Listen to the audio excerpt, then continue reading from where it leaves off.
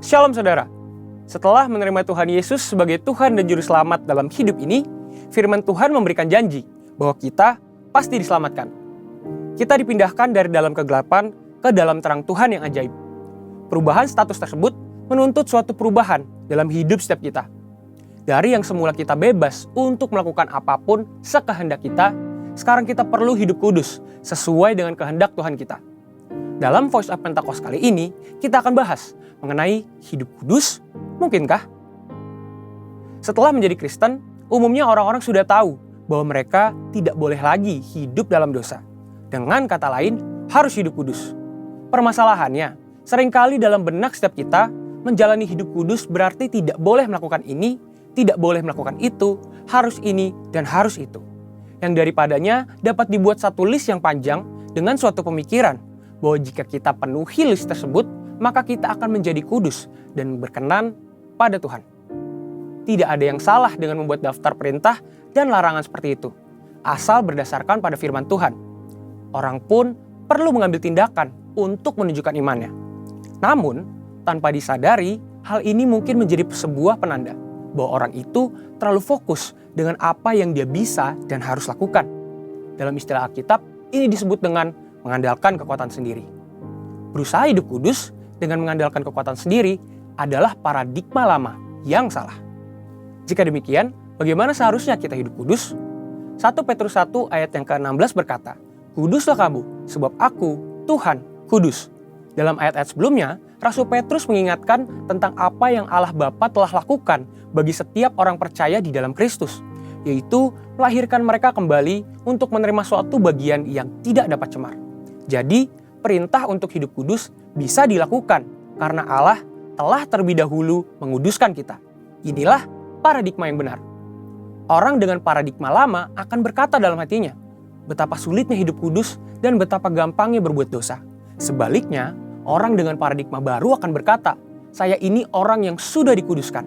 Karenanya saya mencintai dan memilih perbuatan yang kudus. Perhatikan bahwa hal ini bukan berarti hidup kudus bisa dilakukan secara otomatis tanpa upaya atau perjuangan kita sama sekali. Kita tetap perlu berusaha melakukan perintah Tuhan. Kita tetap perlu dengan tegas menolak perbuatan dosa. Tetapi ada perbedaan besar antara upaya hidup kudus yang dilakukan dengan kekuatan sendiri dengan upaya yang dilakukan dengan kesadaran bahwa seseorang telah dikuduskan.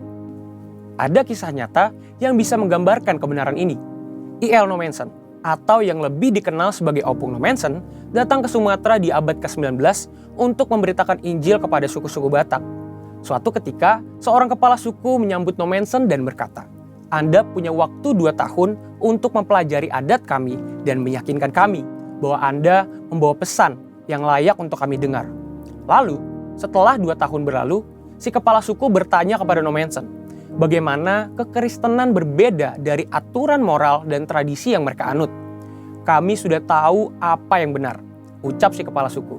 "Kami juga memiliki hukum-hukum yang melarang kami mencuri atau mengambil istri sesama ataupun berbohong."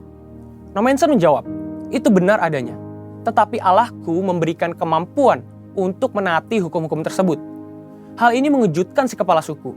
"Bisakah engkau mengajari orang-orangku untuk hidup lebih baik?" "Tidak, saya tidak bisa," jawab Nommensen. "Tapi kalau mereka menerima Yesus Kristus, Allah akan memberikan mereka kekuatan untuk melakukan apa yang benar." Si kepala suku kemudian mengundang Nommensen untuk tinggal selama 6 bulan lagi. Dalam kurun waktu itu, Nommensen memberitakan Injil dan mengajar orang-orang di kampung tentang bagaimana Roh Kudus bekerja dalam kehidupan orang Kristen.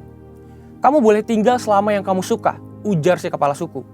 "Agamamu lebih baik dari agama kami, karena Allahmu berjalan bersama manusia dan memberikan mereka kekuatan untuk melakukan hal-hal yang ia minta." Haleluya! Paradigma yang baru tentang apa yang Allah telah lakukan untuk kita menentukan apa yang akan kita kerjakan dalam hidup ini. Hal ini sesuai dengan yang dikatakan Dr. Stephen J. Lawson, "A high view of God leads to high worship and holy living, but a low view of God leads to trivial worship and low living." Yang berarti, pandangan yang tinggi tentang Allah akan menghasilkan penyembahan yang tinggi dan kehidupan yang kudus. Tetapi pandangan yang rendah tentang Allah akan menghasilkan penyembahan yang pura-pura dan kehidupan bermoral rendah. Saudara, untuk penjelasan lebih lengkapnya dari tim teologi kami, silakan klik link yang ada di atas atau scan QR Code yang tersedia. Tuhan Yesus memberkati.